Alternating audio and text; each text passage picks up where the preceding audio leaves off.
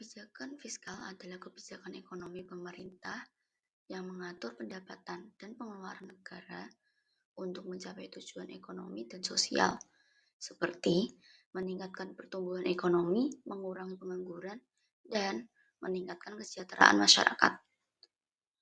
Tujuan kebijakan fiskal dibagi menjadi 4, yaitu memperbaiki perekonomian secara umum. Yang kedua, kebijakan fiskal digunakan agar keadaan ekonomi membaik. Yang ketiga, mengendalikan harga-harga untuk mengatasi masalah inflasi.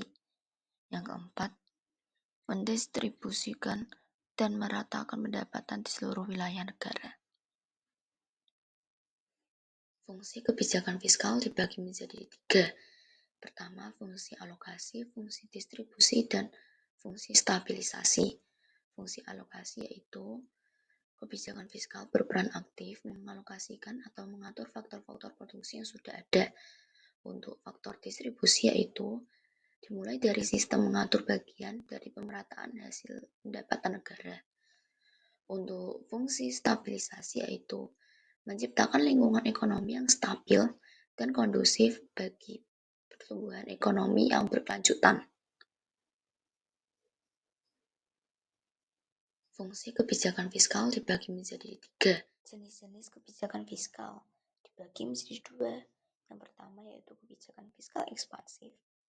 Yang kedua, kebijakan fiskal kontraktif. Kebijakan fiskal ekspansif yaitu menaikkan pengeluaran pemerintah, menaikkan pembayaran transfer, dan menurunkan pajak. Untuk kebijakan fiskal kontraktif yaitu menurunkan pengeluaran pemerintah, menurunkan pembayaran transfer, dan menaikkan pajak.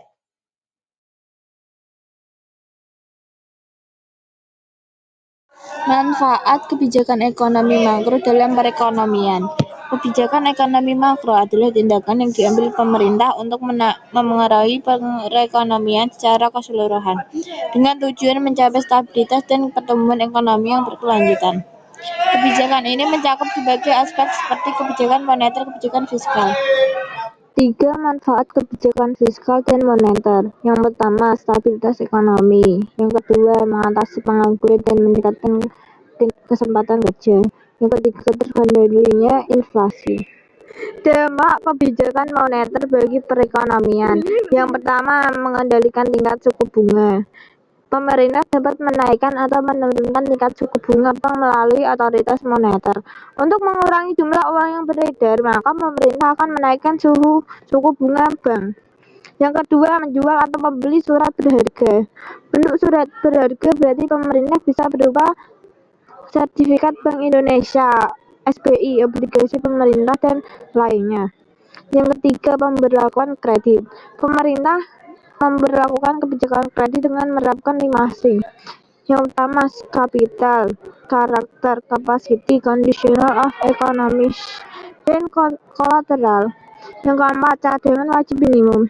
Kebijakan ini disebut dengan juga giro wajib minimum atau cash ratio yang berlaku untuk bank umum. Dampak kebijakan fiskal bagi perekonomian. Yang pertama, pembayaran transfer. Adanya pembayaran transfer payment baik untuk pensiunan masyarakat maupun mahasiswa diharapkan menjadi stimulus untuk menaikkan biaya beli masyarakat.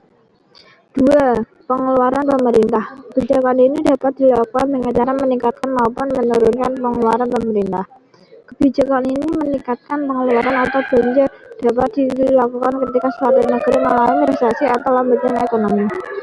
Yang ketiga, pajak. Instrumen ini bisa dilakukan dengan cara menaikkan atau menurunkan tingkat pajak. Pemerintah dapat memperlakukan kebijakan menaikkan tingkat pajak ketika terjadi inflasi, sehingga dampaknya adalah inflasi menjadi terkendali.